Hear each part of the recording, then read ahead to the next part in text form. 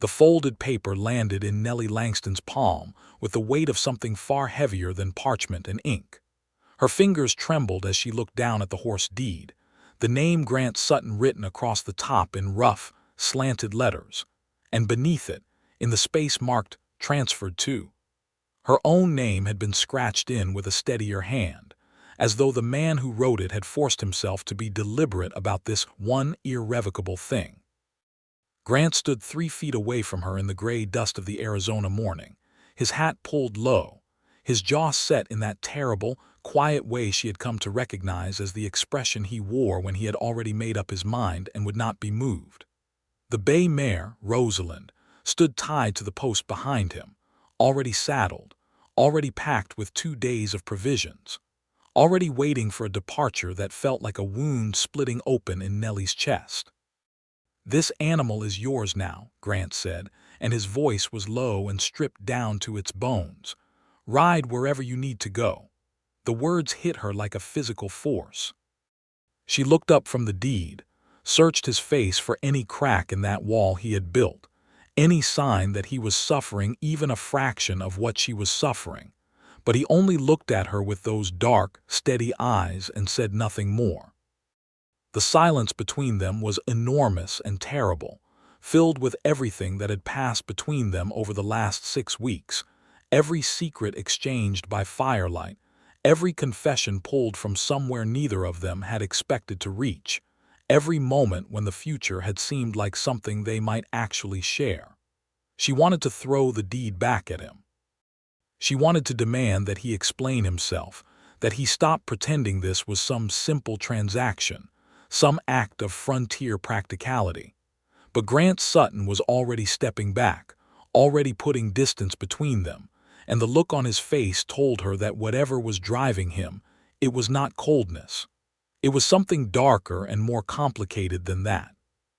Something that lived in his past the way a buried thing lives in the earth, dormant and dangerous, and she had always known, from the very first day she laid eyes on him, that whatever Grant Sutton was carrying, it was not finished with him yet. She closed her fingers around the deed, pressed it against her sternum, and made herself breathe. 6 weeks earlier, Nellie Langston had arrived in the town of Red Rock Crossing, Arizona Territory, in the spring of 1883, on a stagecoach that smelled of leather and dried sweat, and the particular anxiety of people trying to outrun their own choices. She was 24 years old, recently widowed in the most administrative sense of the word, her husband Thomas Langston having died of a fever in Kansas City 3 months prior.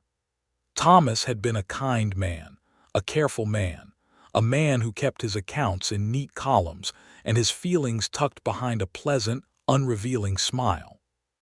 She had not been in love with him, though she had been genuinely fond of him, and she had mourned him in the honest, complicated way one mourns someone whose absence reshapes your life without shattering your heart. Thomas had left her a small inheritance, enough to travel, enough to start over, but not enough to stay still indefinitely.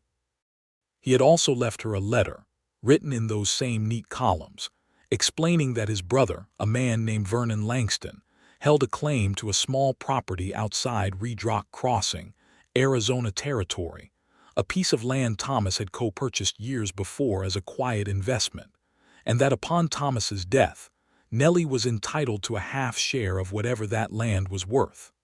The problem, as Nellie would soon discover, was that Vernon Langston did not see it that way. She stepped off the stagecoach in Red Rock Crossing on a Tuesday afternoon in April, carrying one trunk, a carpet bag, and the letter from Thomas.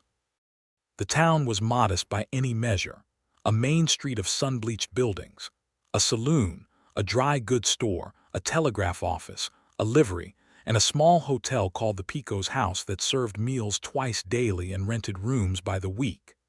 The desert stretched out in every direction, the sky enormous and mercilessly blue overhead, and the distant purple ridges of the mountains made everything feel simultaneously wide open and enclosing, like being small inside a very large bowl. She had been in the hotel dining room for exactly 40 minutes, waiting for her meal and reviewing Thomas's letter for the fourth time, when Vernon Langston appeared. He was Thomas's older brother in the way that a storm cloud is older than the rain, large, dark, and preceding trouble.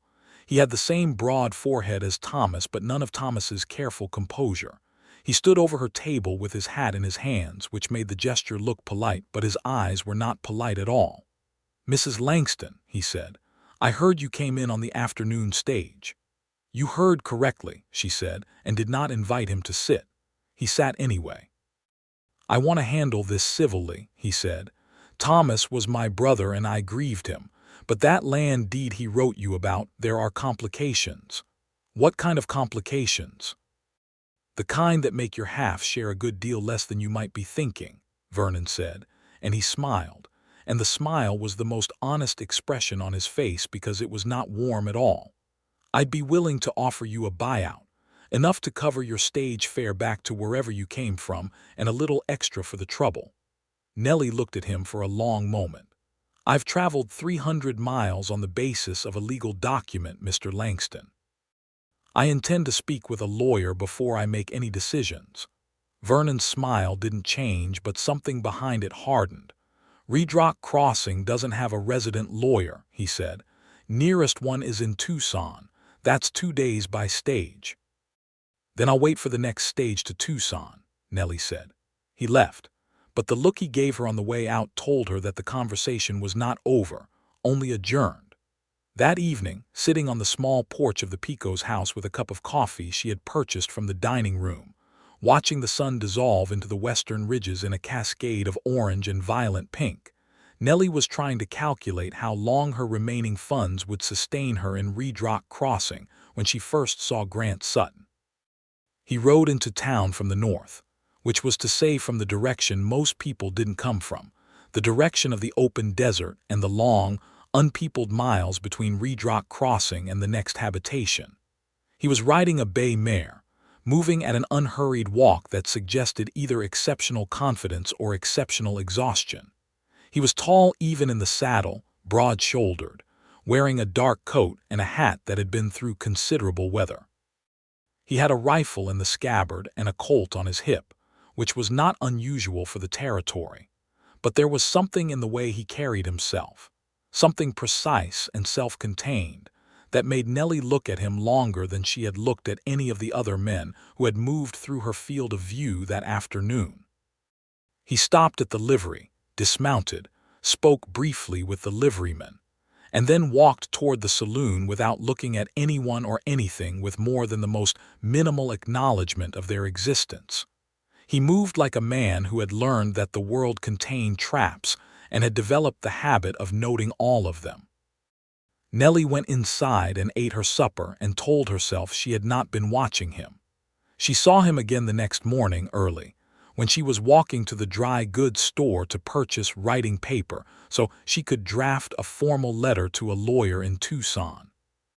He was coming out of the saloon, which meant he had likely slept there, as the saloon kept 2 back rooms for transient boarders, and he was carrying a tin cup of coffee and looked, in the pale early light, exactly as self-contained as he had the evening before, as though the night had neither softened nor troubled him.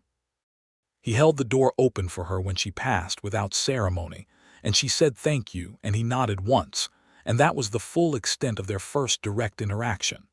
But she noticed his hands, long-fingered, careful-looking hands that were nonetheless weathered and scarred in ways that told a story she could not yet read. The lawyer in Tucson, a man named Clarence Whitmore, replied to her letter within the week. His reply was measured and not particularly encouraging. The deed Thomas had described was genuine, and Nellie's entitlement to a half-share of its value was legally sound, but Vernon Langston had filed counter-documentation claiming that Thomas had verbally agreed to forfeit his share in exchange for a debt settlement prior to his death. Without witnesses or written evidence disproving this claim, Nellie's case would require a formal court proceeding. Whitmore advised her to secure any documentation she could, and to consider whether the cost and time of litigation was worth the value of the land. The land, Nellie had since learned, was not inconsequential. It sat on top of a working water source, which in the Arizona Territory of 1883 was worth more than gold in many respects. Vernon Langston had been quietly leasing water rights to 3 neighboring ranches, collecting fees that, over the past 2 years, had added up to a sum that made Nellie's original estimate of her inheritance look very small indeed. She was not going back to Kansas City. She was not accepting Vernon Langston's buyout. She was going to stay in Red Rock Crossing and find a way to fight. What she needed was evidence. What she had was determination and a rapidly shrinking purse.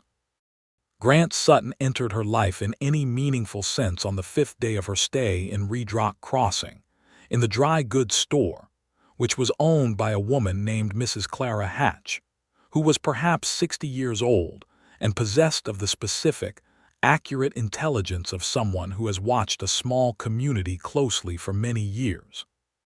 Nellie was purchasing ink and a second packet of writing paper when she became aware of Grant at the counter across from her, buying a quantity of dried beans and salt pork and ammunition that suggested he was preparing for a journey into the unsupported landscape rather than a stay in town. Clara Hatch was talking to him with the easy familiarity of people who have a history, and Nellie, waiting for her change, heard enough to understand that Grant had been through Red Rock Crossing before, several times, and that Clara Hatch was one of the few people in town who seemed genuinely pleased to see him. "You're not still running from that Beaumont business," Clara said, not as a question. Grant said quietly, "That's not your concern, Clara." "You're still in the territory," she said. "That makes it everyone's concern eventually. I'm handling it." "You always say that." Clara handed him his wrapped parcels. "There's a woman in town, young widow, in some trouble with Vernon Langston over a property deed. If you had any kind of ordinary decency, you'd tell her who Langston really is before she gets herself hurt." There was a pause. Nellie kept her eyes on her own parcel but was aware, with a certainty she couldn't entirely explain, that he had looked at her. "I'll think about it," Grant said, and left. Clara turned to Nellie and smiled the smile of someone who has just deliberately created a situation. "That man," she said, "knows more about Vernon Langston's real business than anyone in this county. He won't tell you that himself because he doesn't talk about things freely, but if you can get him to trust you even a little, what he knows could change everything about your case." Nellie looked at the door through which Grant had exited. "Who is he?" Clara paused, choosing her words. "His name is Grant Sutton. He was, some years back, involved in some activities that were not entirely within the law. Nothing with blood on it, I want you to understand that. More along the lines of running horses across the territory when the Army would have preferred he didn't, and a few other gray area arrangements. But about 3 years ago, he walked away from all of it, and now he drifts. Does occasional work for the ranches out here, tracking, scouting, things of that nature. He knows this territory the way most people only know their own kitchen. And what does he know about Vernon Langston?" "Vernon Langston," Clara said, lowering her voice, "was not always a respectable property owner. About 5 years back, he was involved in a land fraud scheme that ran from here to Santa Fe. He had a partner, a man named Dale Beaumont, and together they forged deeds, manipulated surveys, and displaced at least 4 homesteading families from their claims. Grant Sutton was, briefly, a courier in that operation before he understood what it truly was. When he pulled out, Beaumont threatened him. That threat has never been formally resolved." Nellie's mind was moving fast. If Langston was involved in deed forgery before, then the document he filed claiming Thomas gave up his share might itself be forged. "That," Clara said, "would be my suspicion as well." Nellie found Grant Sutton that afternoon at the edge of town, checking his mare's left foreleg with the focused attention of someone who has no distractions from the immediate task. The mare was the same bay she had ridden in on, a beautiful animal with a white blaze and intelligent eyes, and she stood very still while Grant examined her. Nellie stopped a few feet away and waited. He glanced up. "Clara Hatch talks too much," he said. She talks exactly the right amount, Nellie said. My name is Nellie Langston. Thomas Langston was my husband. He died in February. Vernon Langston is trying to steal a water property that Thomas left to me in his estate, and I believe the document Vernon filed to support his claim is forged. Grant looked at her for a moment, then returned his attention to the mare's leg. That's not my business. Not yet, Nellie said. She was not going to be deterred by a man who communicated primarily in flat, minimal statements. But Vernon Langston was your business once, and according to what I understand, the man who made him your business is still out there. If Vernon Langston's past fraud comes to light in a legal proceeding, Dale Beaumont's name comes with it. That gives both of you a problem, or it gives both of you an opportunity, depending on how you look at it. Silence. The mare exhaled softly. Somewhere in the middle distance, a hawk turned lazy circles against the blue. Grant Sutton straightened up and looked at her with those dark, assessing eyes, and Nellie met his gaze without flinching because she had come 300 miles on the basis of determination, and she was not going to start flinching now. What are you asking for exactly? He said. Information, she said. Specifically, any documentation or testimony that would prove Vernon Langston has a history of forging property deeds. I'm not asking you to walk into a courtroom. A sworn affidavit delivered to Clarence Whitmore in Tucson would be sufficient. And what do you offer in return? Nothing at the moment, she said honestly, because I don't have anything to offer. But if this proceeds to court and I win my share of that property, the water rights income over the past 2 years is substantial. I would consider a fair payment for your cooperation. He studied her for another long moment, then looked away toward the desert. I'll think about it, he said, which was exactly what he had said to Clara Hatch, and which Nellie was beginning to understand was not dismissal but the genuine expression of a man who thought carefully before committing to anything. She said, I'll be at the Pico's house, and left him there with his mare. He came to see her the next morning before breakfast, knocking on the door of the small side room she rented, and when she opened it, he was standing in the hallway with his hat in his hand and a closed, concentrated expression that told her he had been thinking all night. I'll tell you what I know, he said. Not for payment. Because Langston is a dishonest man, and the woman I took him to be the opposite of is sitting in front of me asking reasonable questions. Nellie stepped back from the door and gestured for him to come in. He sat in the single wooden chair by the window, and she sat on the edge of the bed, which was the only other seating in the room, and he talked for nearly an hour. What he told her was this. In 1878, Grant Sutton had been drifting through the territory, 28 years old, recently discharged from a brief and unhappy stint with a cattle operation in New Mexico, and looking for any work that paid. He had fallen in with a man named Dale Beaumont, who ran what appeared to be a legitimate land brokerage out of Santa Fe, but was in fact a sophisticated fraud operation. Beaumont would identify disputed or poorly documented land claims, forge survey documents and deeds, then sell those claims to buyers who later found themselves in court against the original claimants. Vernon Langston was Beaumont's man in the Southern Territory, a local fixer who greased the right palms and filed the forged documents through county clerks he had already paid to look the other way. Grant had carried documents for Beaumont on 4 occasions before he understood what he was actually transporting.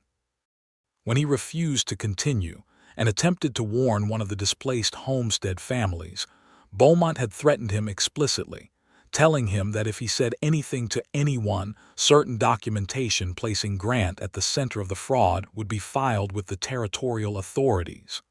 Grant had left the territory for 2 years. When he returned, Beaumont was still operating, though more carefully. Vernon Langston had evolved from Beaumont's foot soldier to a semi-respectable property owner, having used his share of the fraud proceeds to establish himself in Reed Rock Crossing. "Do you have anything written down?" Nellie asked. "Anything that places Langston in the operation?" "I have a receipt," Grant said. Signed by Langston, for a payment made to him by Beaumont for the filing of a fraudulent claim on a homestead outside of Tubac. I kept it because I thought someday I might need it. I've carried it for 5 years. The weight of that hit Nellie squarely. He had been carrying this secret, this dangerous piece of paper, through 5 years of solitary drifting, not because he was building toward some plan, but simply because some instinct had told him to hold on to it. That receipt, combined with a sworn statement about what you witnessed, Nellie said carefully, would give Clarence Whitmore enough to seriously challenge Vernon's counterclaim. It might even prompt an investigation into the original fraud. It would also put my name in a legal proceeding, Grant said, which is what Beaumont threatened to use against me. But your role was minor. You were a courier who left the operation when you understood what it was. A lawyer could present that context. A lawyer who has never met me is going to present the story of a man who carried fraudulent documents across the territory as favorably as possible. Clarence Whitmore is a fair man, Nellie said, and you would be a witness for the plaintiff, not a defendant. He was quiet for a long time, and Nellie waited, because she was learning that Grant Sutton's silences were not absence of thought but the presence of very concentrated thought, and interrupting them was counterproductive. "Let me think about it for another day," he said finally. "Of course," she said. He stood to go and then paused, looking at her with an expression she couldn't quite categorize, something between appraisal and something softer that was not quite appraisal at all. "You came a long way on your own," he said. "That took courage." "It took necessity," she said, "though I suppose those aren't always different." For a moment, just a moment, the corners of his mouth moved in a way that was not quite a smile but contained the shadow of one, and then he put his hat on and left. That was the beginning of something that neither of them acknowledged for quite some time. Grant stayed in Redrock Crossing. He moved from the saloon's back room to a slightly more permanent arrangement at the livery, where the owner, a lean, sun-dried man named Otis Prout, gave him a small room in exchange for help with the horses in the mornings. He was in town because he was thinking. That was the plain explanation, and yet the thinking involved a considerable amount of time in the vicinity of the Picots' house. They began to spend time together in the way that people in small towns spend time together, when there is only one main street and most activities take place along it.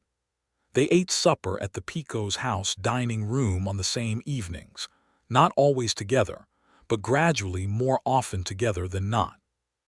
He began to teach her small practical things, how to read the weather off the mountain line, what the behavior of the horses in the livery yard indicated about the temperature change coming through the night, which plants near the water trough could be used as a mild fever remedy. She had come from Kansas City and knew nothing about desert survival, and he knew everything, and he taught without condescension, which she noted and appreciated. She told him about Thomas, about their marriage, about Kansas City, about the specific loneliness of being a woman without any clear role when the role you had been assigned was no longer available. She told it plainly, without performing grief she did not feel or performing its absence when a thread of genuine sorrow surfaced, and he listened in the way he did everything, with his full attention and very few words. He told her, cautiously and in fragments, about his past. Not the operational details he had already disclosed, but the texture of it, the years of drifting, the accumulated weight of choices made a necessity rather than desire, the particular kind of loneliness that lives in a person who has spent a long time moving and never arriving anywhere. He had been born in Tennessee, had come west after the war when he was 19, had never gone back. His parents were dead. He had no siblings living. The sum total of what he had accumulated in 33 years of life was a bay mare named Rosalind, a bedroll, a reliable colt, and the receipt that might save Nellie's case. "Don't you want something that stays put?" she asked him one evening. They were sitting on the porch of the Picots' house, which had become their unofficial evening location, and the stars over the Arizona desert were doing what they always did, which was to remind every human looking at them how small and temporary and precisely themselves they were. Grant considered the question, which was the kind of question he considered fully before answering. "I've wanted it," he said. "I've thought about it. But there's a thing that follows you when you've lived the way I have. Not the law, necessarily. More like a version of yourself that you can't quite get in front of. The Beaumont business," she said, "partly, and other things. Choices I made when I was younger that I can't undo only carry." "Everyone carries things they can't undo," Nellie said. "That's not a reason to live without roots." He looked at her with that expression she was coming to know, the one that lived between analysis and something far warmer, and said nothing for a long moment. Then he said quietly, "You make it sound simple." "I didn't say simple," she said. "I said possible." The air between them was very warm and very still. Somewhere in the dark, a night bird made its brief, certain call. Nellie was intensely aware of the fact that Grant Sutton was sitting very close to her, and that she was not at all certain she wanted him to sit any farther away, and that this feeling was not grief and not necessity, but something with its own particular pull. She said good night before she said anything else, because she was 24 years old and recently widowed, and he was a man with a complicated history and a habit of departure, and she was not going to let herself tumble into something until she understood the ground beneath it. But the feeling did not go away. It grew, quietly and with purpose, the way water rises in a well. 2 weeks into her stay, Vernon Langston made his second approach. He came to the Picots' house in the mid-morning, when Nellie was in the dining room writing her third letter to Clarence Whitmore, and he sat across from her again with the same hat-in-hands gesture and the same eyes that said the gesture was pure performance. "I hear you've been talking to some people in town," he said. "I talked to quite a few people," Nellie said, not looking up from her letter. "Specifically, I hear you've been talking to Grant Sutton." Now she looked up. "That's my business." Vernon leaned forward slightly. "Mrs. Langston, that man is not your friend. He is a wanted criminal with a warrant out of New Mexico territory. He has a history of document fraud and horse theft, and at least 2 other offenses I could name if you required proof. Anyone he's told you about me is designed to protect himself, not to help you." Nellie put her pen down. "What warrant out of New Mexico territory?" "Theft of Army surplus horses," Vernon said. "About 3 years back. The Beaumont case, or whatever he's told you it was, that was Grant Sutton's operation, not mine. I was a minor party who was deceived by him just as much as anyone else. He's trying to put his crimes on me." Nellie looked at Vernon Langston's face for a long time and thought about what Clara Hatch had told her, and what Grant had told her, and the fundamental question of which one of these 2 men she believed. She believed Grant. Not because he was charming, because he was not particularly charming. Not because he had been kind to her, because his kindness was spare and practical rather than performed. She believed him because she had watched him for 2 weeks, and he had not once tried to make himself more than he was, had not dressed up his past or minimized it, had not offered her anything he was not prepared to deliver. "Thank you for your concern," she said, and picked her pen back up. Vernon left, but this time the look he gave her on the way out contained something sharper and more pointed than before. The threat in it was not spoken, but it was present. She found Grant at the livery that afternoon and told him what Vernon had said, including the warrant. Grant was quiet for a moment, then said, "There was an incident with some Army horses in New Mexico in 1881. I returned them voluntarily to the post commander and was told no warrant would be filed. I don't know if that's changed. Beaumont may have had someone file documentation to make it look worse than it was, as insurance. Can that be verified?" "Someone would have to write to the post commander at Fort Bayard," Grant said. "Colonel James Patterson, he'd remember the incident. Whether he'd put his memory in writing for a legal case is another question." "I'll write to him," Nellie said.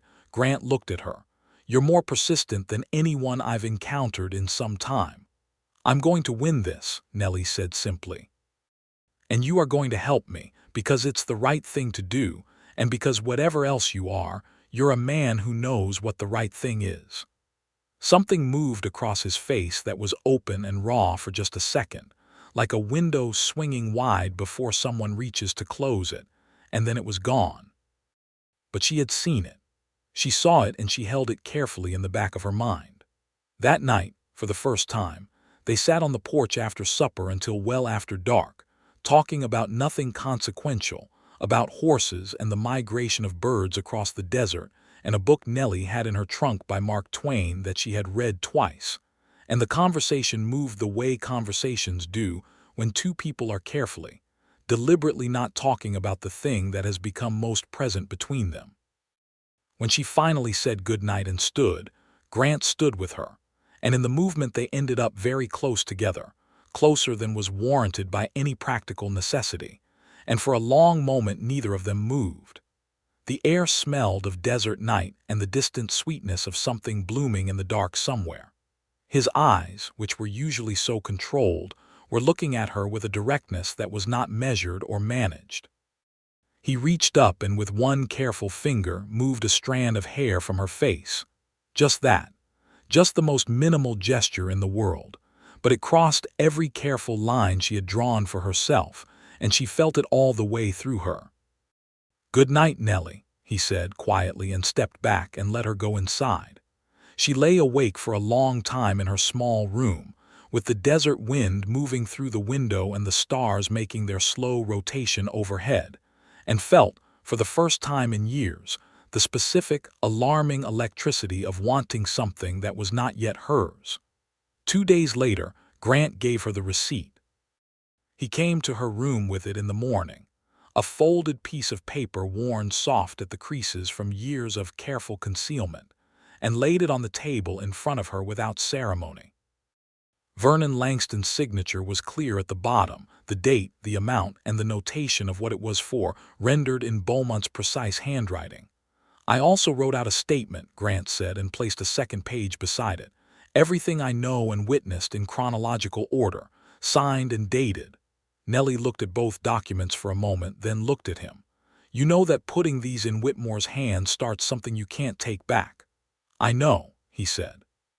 "If Beaumont retaliates or if the New Mexico warrant becomes a real problem, I know," he said again. "Do it anyway."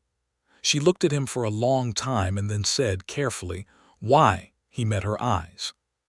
"Because it's the right thing," he said, and then, after a pause, "and because you asked me to." The sentence sat between them, quiet and significant, and Nellie felt the ground shift beneath her in a way that had nothing to do with the earth. She wrote to Clarence Whitmore the same afternoon, enclosing both documents with detailed explanation. She also wrote to Colonel James Patterson at Fort Bayard, New Mexico, requesting a statement clarifying the disposition of the 1881 horse incident involving Grant Sutton. And she wrote a formal letter to the Pima County Sheriff's Office in Tucson, requesting information on any outstanding warrants under Grant Sutton's name, so that if Vernon Langston had manufactured or escalated such a warrant, it could be addressed directly. The days that followed were both tense, and in their own strange way, the best days Nellie had experienced in a long time. Waiting for responses from Tucson and Fort Bayard, she and Grant moved through the town's daily rhythms in a growing companionship that she could no longer pretend was purely practical. He took her riding one morning, the first time she had been on horseback since girlhood, letting her ride Rosalind while he rode a borrowed horse from Otis's livery. He showed her the desert beyond the town's edge, the dry creek beds that ran full in flash flood and stood bone-white in the dry season, the ancient saguaro whose arms reached in every direction like a committee of slow thinkers, the place where the volcanic rock turned the color of rust, and the whole landscape looked like the inside of a furnace. He told her the names of things in the unhurried, certain way of someone who loves a landscape without being sentimental about it. She told him, somewhere in the middle of that long morning ride, about the life she had imagined for herself before Thomas, before Kansas City, before the careful, correct choices that had accumulated into a life that was fine and sufficient and fundamentally unalive. She had grown up in Ohio. She told him, and had wanted things that Ohio and the mid-century expectations for women had no category for. She had wanted to see things, to go to the edges of maps, to understand what the world looked like when you got far enough from the center to see its real shape. And, Grant said, and I married Thomas at 21 because it was the correct thing, and because I thought I had talked myself out of wanting the wrong things, she said. And now I'm 30 miles from the Mexican border with a desert in every direction, and I can't see anything wrong with any of it. Grant looked at her with that warm, careful look. Some people find the thing they actually want by getting lost enough times. Is that what happened to you? She asked. He thought about it honestly, the way he always thought about things. I found some of it, he said. The landscape, the work with horses, the particular feeling of knowing the territory. What haven't you found? He was quiet for a moment as their horses moved side by side through the pale morning heat. Somewhere that feels like it belongs to me, he said. Someone to ride back to. The words were quiet and unembellished, and they went through Nellie like a shaft of light. She did not say anything in return, because she was still learning the difference between the feeling of wanting something and the wisdom of reaching for it. But she thought about what he said all the rest of that day and through the night, and by morning she had stopped trying to talk herself out of the fact that she was falling in love with Grant Sutton in a way that was nothing like the careful, administrative affection she had given Thomas, but was more like the desert itself, vast and clear and completely without apology. Clarence Whitmore's reply arrived 10 days after she had sent the documents, and it was better than she had dared hope. The receipt bearing Vernon Langston's signature, combined with Grant's sworn statement and Whitmore's own comparison of the handwriting to the forged document in the Tubac homestead case, which Whitmore had quietly located in territorial court records, was sufficient to challenge the validity of Vernon Langston's counterclaim. Furthermore, Whitmore had contacted a colleague in Santa Fe who confirmed that Dale Beaumont was under active investigation by the New Mexico territorial courts for a separate fraud case, and that testimony from Grant Sutton could be extremely valuable to that investigation in exchange for formal immunity from any minor charges relating to his courier role. The letter from Colonel Patterson at Fort Bayard arrived 2 days later. Patterson confirmed clearly and without ambiguity that Grant Sutton had voluntarily returned a small number of Army horses in 1881, that the matter had been fully resolved at the post level with no warrant filed, and that to his knowledge Grant Sutton owed no debt to the Army or the territorial court system. Vernon Langston's counterclaim collapsed. Nellie read Whitmore's second letter, which arrived the following week, standing in the post office with her hands shaking slightly, not from fear, but from the overwhelming, flooding relief of something that has been wrong for a very long time becoming right again. Thomas's half of the water property was hers. Whitmore had filed the corrected documentation with the county clerk in Tucson. Vernon Langston's fraudulent counterclaim had been struck from the record, and a copy of Grant's statement and the receipt had been forwarded to the New Mexico courts to assist with the Beaumont investigation. Vernon Langston himself was under investigation by the territorial sheriff's office, and Whitmore advised Nellie to have no further contact with him. She walked out of the post office and into the blinding Arizona noon, and the first person she wanted to tell was Grant.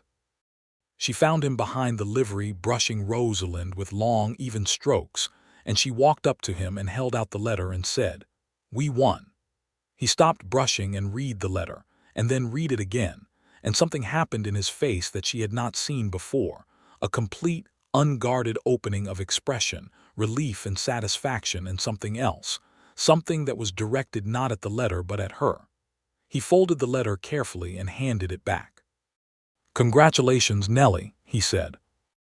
And then, because she was a woman who had spent too long not doing the things she actually wanted to do, she stepped forward and put her arms around him, and after a moment's stillness, he put his arms around her in return, and she felt the solid, warm reality of him and the desert wind in both their hair and thought, "This is what a home feels like." He held her longer than was required by the moment. Neither of them spoke. Rosalind regarded them both with calm bay eyes.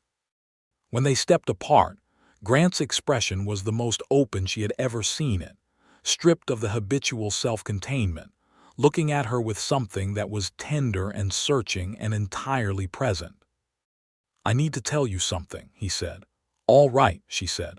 "I need to tell you that the reason I stayed in Redrock Crossing is not because I was thinking about the decision. I had made the decision the second day I was here." He paused. "I was staying because of you. And I know that is a complicated thing to say to a woman in your situation, and I know my own situation is not straightforward, and I'm not asking you for anything. I just needed you to know that." Nellie looked at him steadily.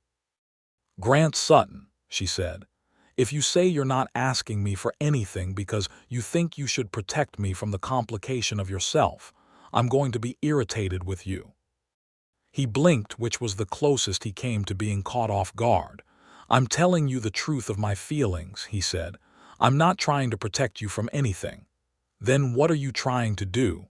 "Be honest," he said, "so that if you feel differently, you know what's at stake." She looked at him for a long moment.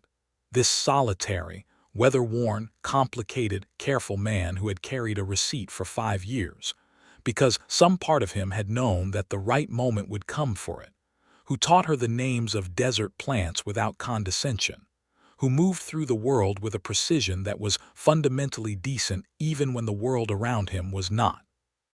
"I don't feel differently," she said. "I feel very much the same." The silence between them was warm and full. He kissed her in the shadow of the livery, with the desert beyond the fence and Rosalind shifting her weight nearby, and it was not tentative or preliminary. It was the kiss of two people who have been building toward something for weeks and are now, finally, doing it honestly. But the world does not pause for kissing, even in the Arizona desert. The problem arrived, as problems in 1883 tended to arrive, on horseback. 3 days after Whitmore's letter, a rider came into Redrock Crossing from the east, a man Nellie had never seen, wearing a flat-brimmed hat and a look of concentrated purpose. He went directly to the saloon, and within the hour Clara Hatch came to find Nellie at the Pico's house with a look on her face that Nellie did not like at all. "There's a man named Carl Revis in town," Clara said. "He works for Dale Beaumont." The word going around the saloon is that Beaumont knows about Grant Sutton's statement and that he sent Revis to convince Grant to recant. Nellie was on her feet before Clara finished the sentence. She found Grant at the livery. He already knew. He had seen Revis ride in, recognized him from the Beaumont operation years before, and was standing with that particular quality of stillness that Nellie was beginning to understand meant he was running calculations very quickly inside that quiet exterior. "What does he want?" Nellie asked. "What Beaumont always wants," Grant said. "Control of the information. If I recant the statement or refuse to testify in the New Mexico case, Beaumont walks free from that investigation. Without my testimony corroborating what the Santa Fe court has on him, the case is significantly weaker. What does Revis do if you don't recant?" "He'll have documentation," Grant said.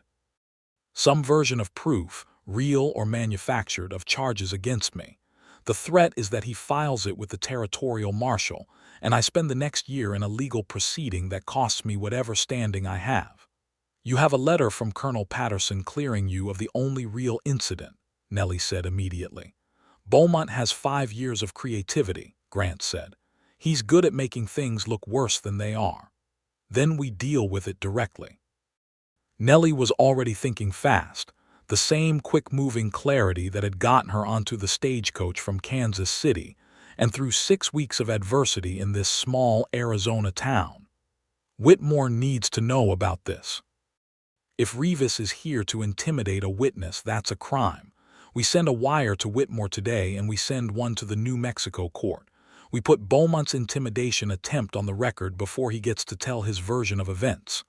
Grant looked at her with an expression of something she could only describe as wonder. "You just said we," he said. "I did," she said. "Is that a problem?" "No," he said. "No, it's not." They went to the telegraph office together. Whitmore received the wire and responded within hours with a terse, definitive instruction. Grant Sutton was to make no contact with Carl Revis and was to be considered under the protective interest of the court as a sworn witness in an active proceeding. Any attempt to intimidate him was to be reported directly to the territorial marshal. Grant remained in Redrock Crossing. Revis stayed one night in the saloon, watched Grant from across the room with the particular look of a man who has not yet decided what move to make, and left the next morning without making any direct approach. Whether it was Whitmore's protective order or the fact that Grant sat through the entire evening at the saloon table with the unconcerned steadiness of a man who has decided he is no longer running from anything, Nellie couldn't say. But the threat passed, and in its passing, something between her and Grant solidified.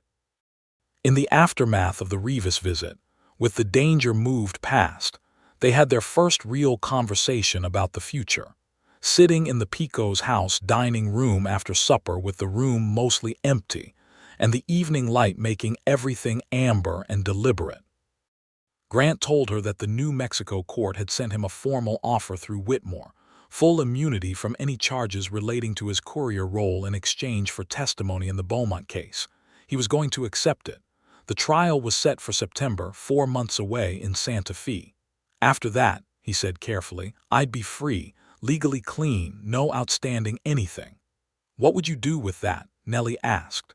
He looked at the table for a moment, then at her. I've been thinking about land, he said. There's a valley north of here about 30 miles with a spring that runs year-round.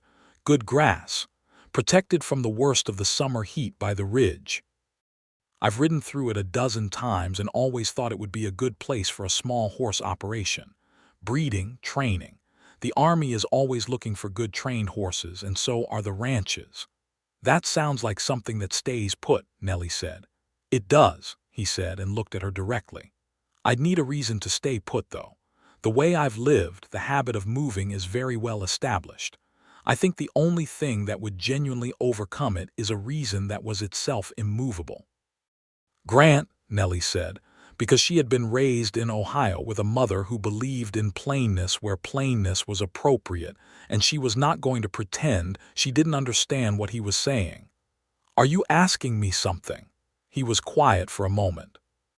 Then he said, I am asking whether the woman who came to Arizona Territory on a stage from Kansas City with no practical skill set and an enormous quantity of nerve, and proceeded to solve her own legal problem and inadvertently solve mine in the process, would consider staying in the territory and building something with a man who is 33 years old and somewhat battered around the edges, but will not leave and will not stop and will love her as well as he knows how.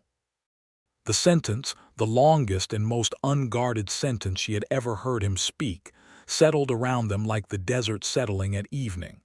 Yes, Nellie said, I would consider it, strongly and decisively. He reached across the table and took her hand, and they sat in the amber light of the Pico's house dining room in Redrock Crossing, Arizona, in May of 1883. And it felt, Nellie thought, exactly like the beginning of the only story she had ever wanted to be living. They were not impulsive people, either of them, and they were careful about it. Grant spent the following weeks continuing to work at the livery, while Nellie arranged for the water rights property to be managed through an agent in Tucson, converting the income to a quarterly payment that would support them while they built something new. She also wrote to Ohio, a letter to her sister Margaret that she composed and rewrote several times before finding the version that was honest without being alarming. Grant rode north to the valley with the spring and came back looking settled in a way Nellie had not seen before, as though the valley had agreed to him and he had agreed to it. The wedding was in July, performed by the circuit preacher who came through Redrock Crossing every 6 weeks, in the small non-denominational church at the end of the main street. Clara Hatch cried openly and without apology. Otis Prout from the livery stood as Grant's witness, wearing a suit that looked like it had been stored in a saddlebag for a decade, which it probably had. Nellie wore a blue dress that she had ordered from the dry goods catalog 3 weeks before, and Grant wore a clean dark coat and looked at her through the entire ceremony with an expression so open and unguarded that Clara Hatch cried again. They moved to the valley in August, in a wagon loaded with the basic provisions required to begin a life in a place that had no structure on it yet. Grant had located a water source, planned the layout of the small house they would build first and the corrals second, and contracted with a local sawyer for lumber. Otis Prout, who turned out to have far more affection for Grant than his sparse manner suggested, rode up on the first weekend to help with the heavy framing. The house was not large, 2 rooms initially, with the plan for more as time and means allowed. But it faced the spring, and the ridge behind it caught the morning light and turned the color of hammered copper in the late afternoon, and the sound of the water running over the flat stones was constant and steady. And when Nellie stood in the doorway of the unfinished house on the August evening, when the last wall went up and looked out at the valley, and the man building it with her, she felt a completeness that was nothing like the life she had talked herself into at 21, and everything like the one she had wanted without knowing its name. Grant testified in the Beaumont trial in Santa Fe in September of 1883. He traveled alone, as they had agreed, and was gone for 10 days, and the 10 days felt large and quiet to Nellie in the new house. She was not idle. She directed the construction of the first corral, oversaw the purchase of their first 2 mares from a ranch 20 miles south, and wrote 3 letters to Clarence Whitmore on various practical matters. She also discovered, which she had not been quite certain of until the 2nd week of Grant's absence, that she was pregnant. She did not tell him in a letter, she waited. He came back on a Sunday evening, riding Rosalind up the valley road in the low golden light, and she was standing in front of the house when he arrived, and the look on his face when he saw her standing there, the absolute and immediate relief of return, was the best thing she had ever seen on anyone's face. The Beaumont trial had gone well. Beaumont had been convicted on 4 counts of fraud and sentenced to 7 years in the New Mexico Territorial Prison. Vernon Langston, implicated by the same proceedings, had been charged separately in Arizona and was awaiting trial in Tucson. Grant's testimony had been given full immunity as agreed, and the charges Dale Beaumont had filed against him had been struck from the record entirely. He was, for the first time in 5 years, entirely legally clean. He told her all of this over supper, in the house that was now complete enough to be genuinely livable, with a fire in the new stone fireplace and the sound of the spring outside. And when he was finished and looked at her with the particular relief of a man who has put down something he has carried for a very long time, Nellie said, "I have something to tell you as well." She told him. The silence that followed was one of the best silences she had ever witnessed. Then Grant Sutton, who communicated in flat, minimal statements and wore his emotions like a man wearing his best coat only on the rarest occasions, put his face in his hands for a moment, and when he looked up his eyes were bright and entirely undisguised. "Are you well?" he asked. "Completely," she said. He reached across the table in the firelight and took both her hands. "Nellie," he said, with the same gravity he gave to everything that mattered most to him. "I did not know that I was going to find this." "Neither did I," she said, "but here it is."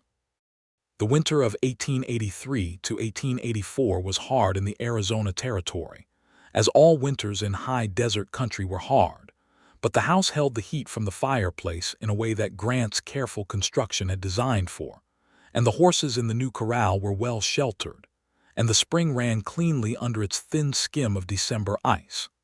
Nellie Sutton, as she was now, grew into her new life with the same resolute practicality with which she had navigated everything else. She was not a woman who found pregnancy mystical or frightening, though she found it demanding and occasionally inelegant.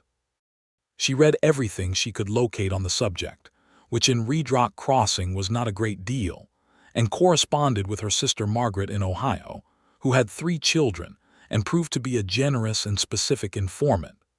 Grant was, predictably, both protective and careful not to be hovering, which required a visible effort that Nellie found very endearing. He asked questions about how she felt with the direct sincerity he applied to everything. He modified the corral work so that she was never carrying more than she wanted to carry. He drove to town for supplies with a thoroughness that resulted in a pantry that Clara Hatch, who came to visit in December and surveyed it with an expert eye, declared adequate for a small siege. The water rights income from the Tucson property manager arrived quarterly as planned, and the first horses that Grant had acquired and trained sold in February of 1884 to a ranch near Benson for a price that, combined with the water rights income, made the valley operation genuinely sustainable.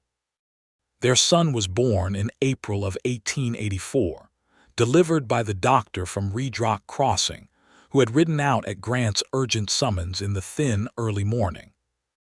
The labor was hard, as first labors frequently were, but not complicated, and by the time the April dawn was fully established over the eastern ridge, a boy of satisfying weight and vocal capacity had announced himself to the valley. Grant stood at the bedroom doorway and looked at Nellie holding the child with an expression that she would remember for the rest of her life, that complete and undefended openness, the full force of a man who had lived carefully and at a distance from things being entirely, devastatingly present. "Thomas," Nellie said, "if you agree, for his uncle, who was a kind man and who started all of this in his way." Grant nodded. His voice, when he finally spoke, was rough at the edges. "Thomas Sutton," he said. "That's a good name." Thomas Sutton came into the world in April of 1884 and promptly reorganized it entirely. He was a large, healthy baby who became a large, curious infant who crawled through the house with a systematic determination that reminded Nellie of his father and a social enthusiasm that reminded Grant of Nellie. He had dark hair and his mother's directness, and his father's way of going very still and focused when something caught his attention. Clara Hatch drove up to the valley to visit in June and spent the afternoon holding Thomas with the expression of a woman who has loved this town and this territory, and is satisfied to see something good taking root in it. "You know," Clara said to Nellie, while Grant was outside with the horses and Thomas was asleep in her arms, "when you stepped off that stage and walked into my store looking like a woman with a mission and very little information about what she was walking into, I thought, this one is either going to be on the next stage back or she is going to build something."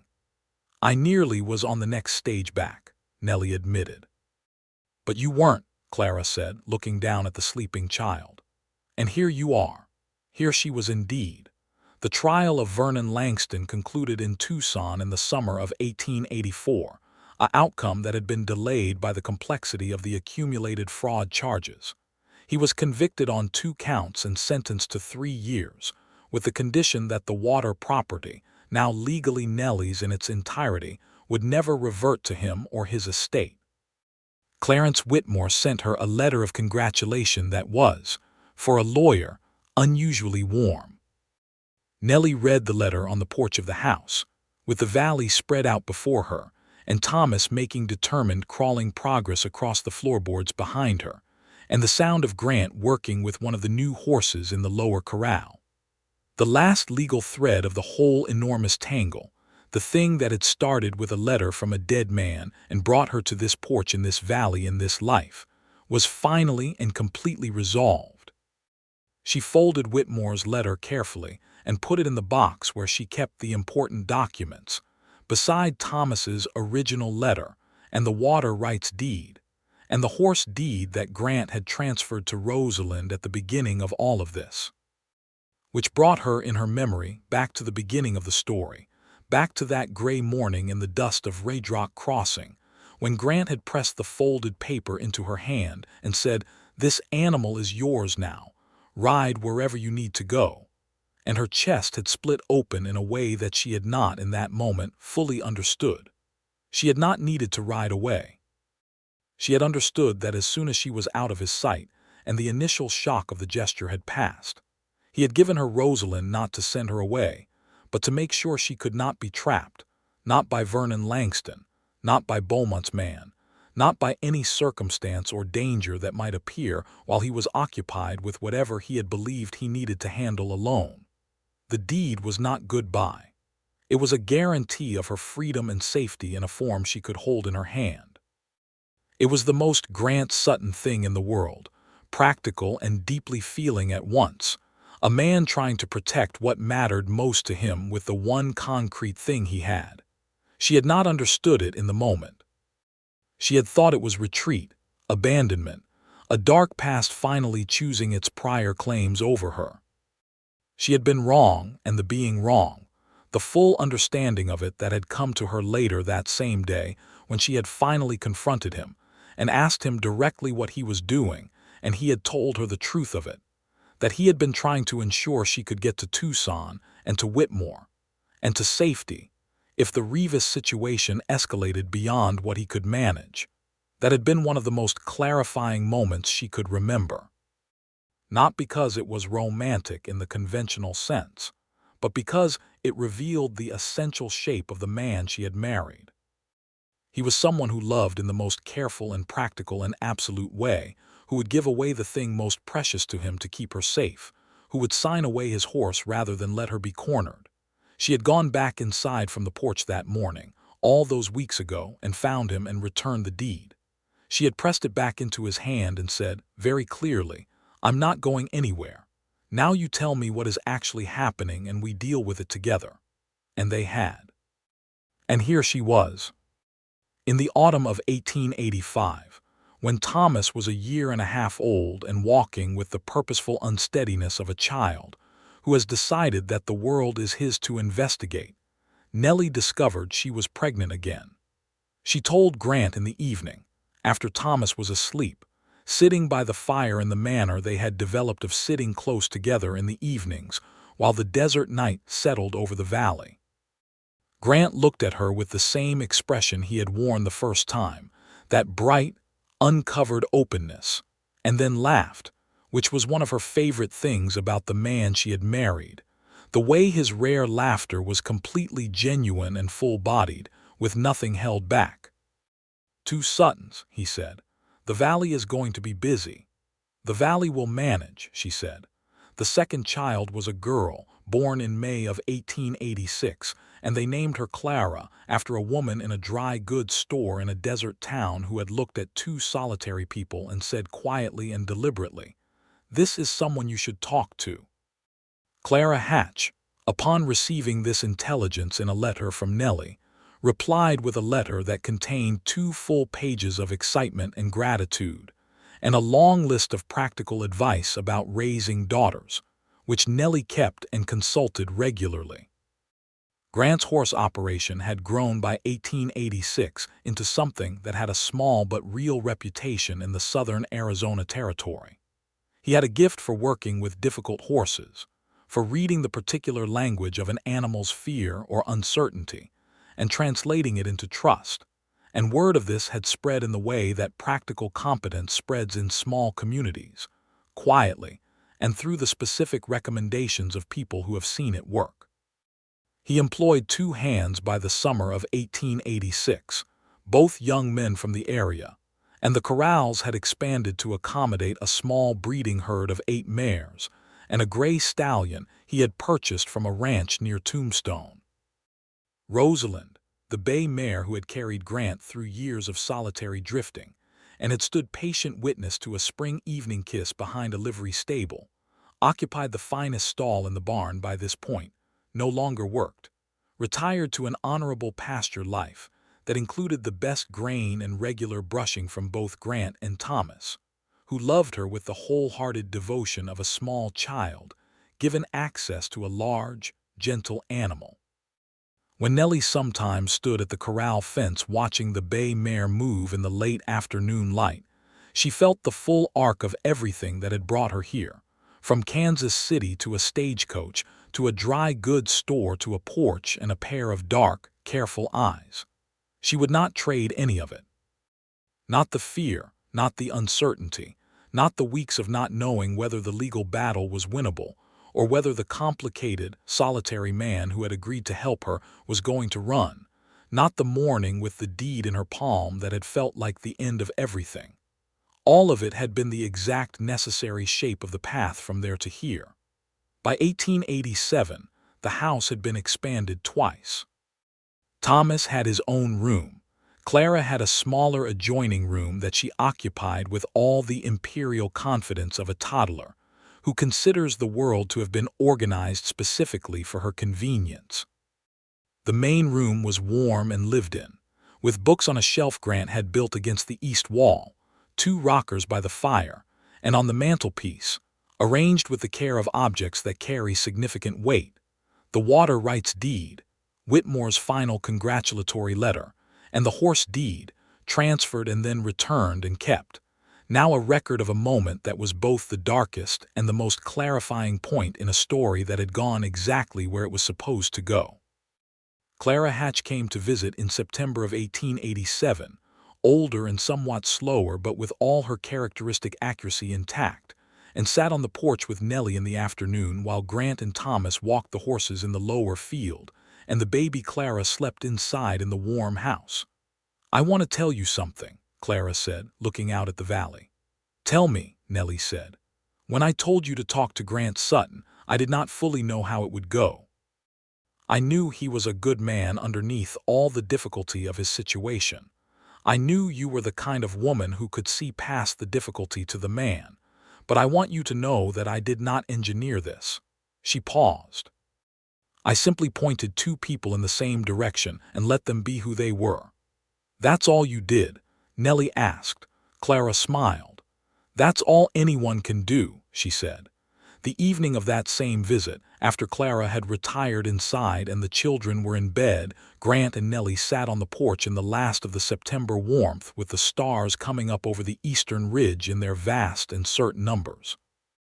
The valley below was dark and the spring caught a thread of moonlight and the air smelled of the desert cooling into night.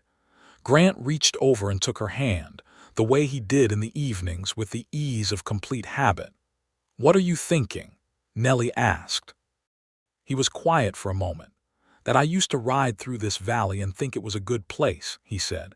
"And I was right, but I couldn't have known in what way." She turned to look at him. The moonlight was gentle on his face, and the years since Kansas City and the stagecoach and the first glimpse of a man riding in from the north were visible in both of them now, settled into something. She was 28 years old. He was 37.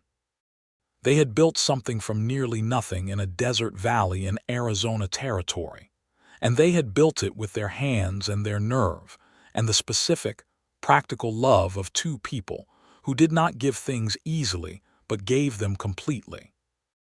"I love you," she said simply, because she said it to him frequently and without ceremony, and intended to continue doing so for the rest of her life. "I love you," he said, with the same simplicity and the same weight behind it that everything he said carried, no more and no less than exactly what was true.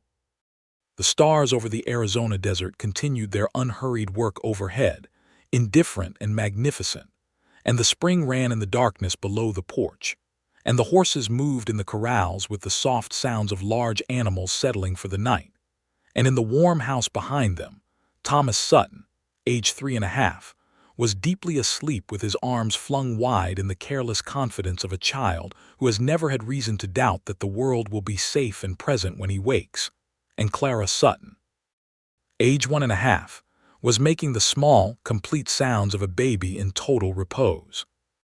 And Nellie Sutton, who had come to the Arizona territory on the basis of a letter and a legal claim, and a refusal to accept that the life she had been given was all there was, sat on the porch of the house she had built with the man who had given her his horse deed, and told her to ride wherever she needed to go, and thought, "This is exactly where I needed to go."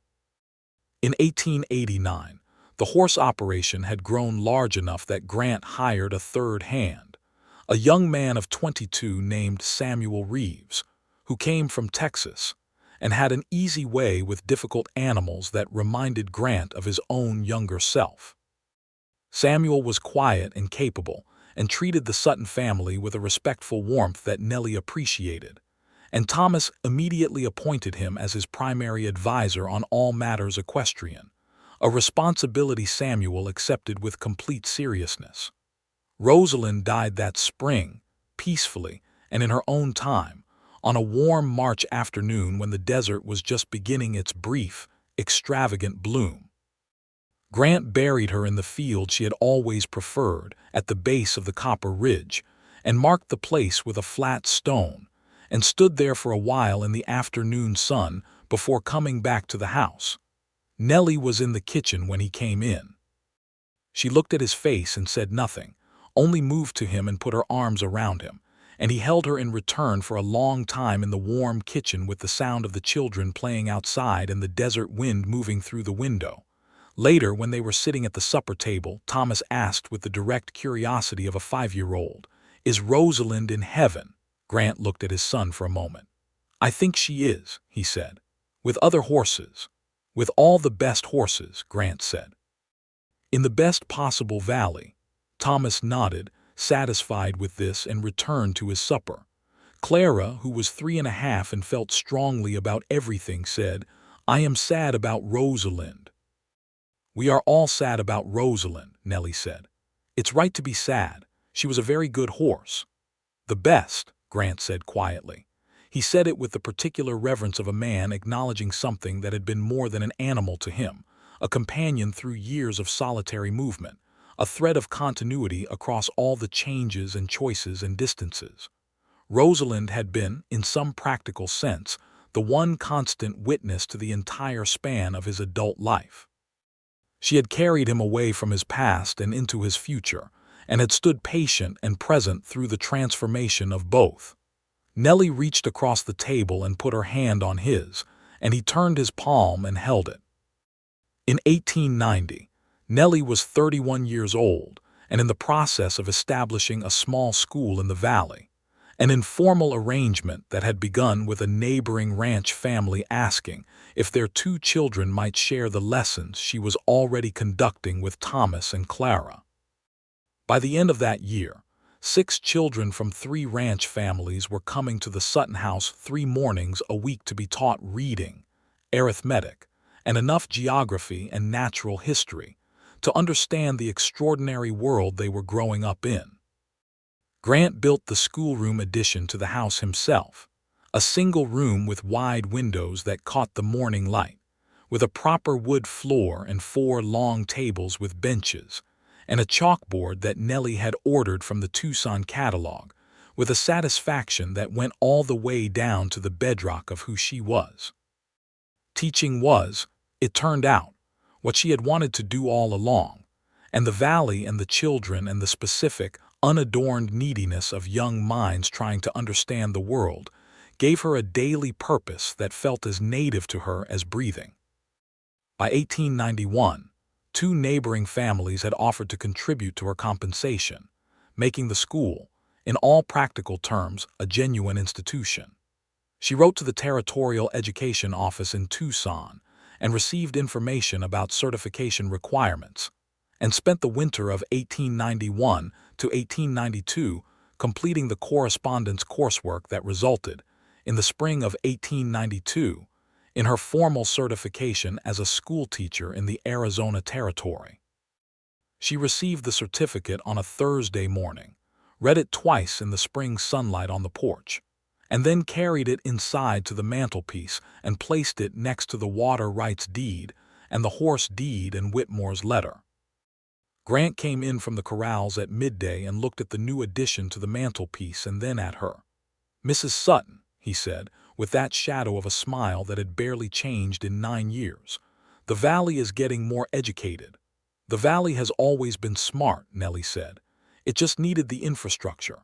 He laughed, that full and genuine laugh, and she thought for probably the 10,000th time how much she loved the sound of it. In the spring of 1893, Nellie found herself pregnant for the 3rd time.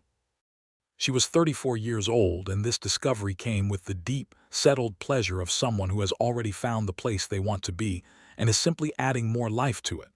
She told Grant on an evening in April, sitting on the porch in the last of the warm light, and he looked at her with the same expression he had worn both times before, that open, bright, entirely undisguised joy. "3 Suttons," he said. "The valley will continue to manage," she said. "The valley is thriving," he said. He put his arm around her, and she leaned against him, and they sat looking out at the land they had built together, at the corrals and the horses moving in the evening light, and the copper ridge going dark at its crest, and the spring catching the last of the sun in its turning, and the schoolroom addition silhouetted against the sky, and the children's voices from inside the house, Thomas 9 years old and Clara 7, both of them impossibly alive and present in themselves. Their third child, another son, was born in November of 1893, healthy and loud, and immediately in possession of the clearest pair of gray eyes Nellie had ever seen on a newborn. They named him James, for the colonel at Fort Bayard who had, with one honest letter, cleared the final obstacle from the road that had brought them all here. The night after James was born, when the doctor had gone back to town and Thomas and Clara were asleep and the baby was in the cradle beside the bed and Nellie was tired in the bone-deep, satisfied way of new mothers, Grant sat beside her on the bed in the lamplight and looked at the three of them, the sleeping baby and his wife, with an expression she had no words for and didn't need any. "Grant," she said quietly. "Nellie," he said. "We built something," she said. "We did," he said. He took her hand, their fingers interlaced in the lamplight, and outside the valley was dark and the spring was running and the horses were settled and the desert stars were doing their ancient, patient work overhead, and inside the house everything was warm and present and entirely, completely real. This was not the life that either of them had expected. It was better than that. It was the life that had been waiting at the end of a long road of wrong turns and hard choices, and the specific courage required to keep going when you didn't know what you were going toward. A deed in a palm, a horse saddled and waiting, a man with dark, steady eyes telling a woman that the most precious thing he owned was hers now, and the woman who had the wisdom to understand eventually that the gesture was not abandonment but love in its most practical and unadorned form. "Ride wherever you need to go," he had said. She had, and she had arrived here.